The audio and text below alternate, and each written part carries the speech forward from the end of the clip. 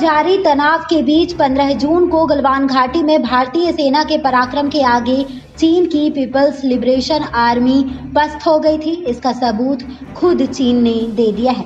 करीब 3 महीने बाद चीन ने माना है कि गलवान घाटी में हुए खूनी संघर्ष में ड्रैगन की सेना के सैनिकों की भी मौतें हुई थी। एक अमेरिकी अखबार ने पिछले दिनों दावा किया था कि चीन के 60 सैनिकों की मौत हुई थी, मगर अब तक चीन का औपचारिक तौर पर कबूलनामा नहीं आया था।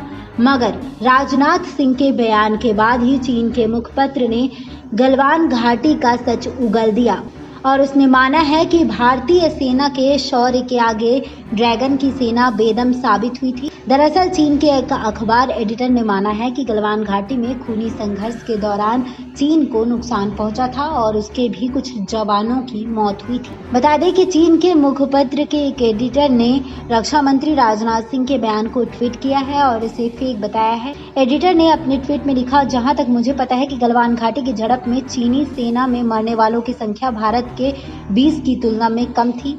उस दिन किसी भी चीनी सैनिक को भारत ने बंदी नहीं बनाया था, बल्कि चीन ने ही भारत के सैनिकों को बंदी बनाया था। बता दें कि एडिटर के इस ट्वीट से चीन का वह सच सामने आ गया जो 15 जून के बाद से ही दुनिया से छुपा रहा था।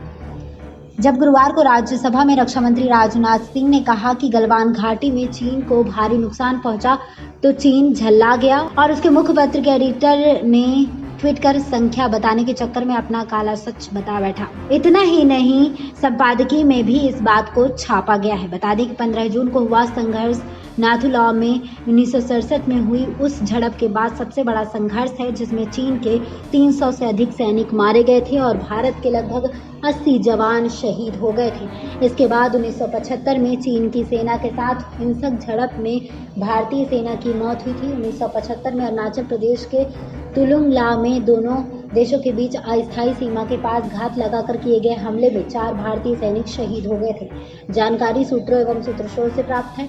इस जानकारी पर आपकी क्या राय है, कमेंट बॉक्स में कमेंट कर जरूर बताएं। बाकी तमाम जानकारी के लिए बने रहिए हमारे साथ। SPN 9 न्यूज रूम से श्रुति रिपोर्ट।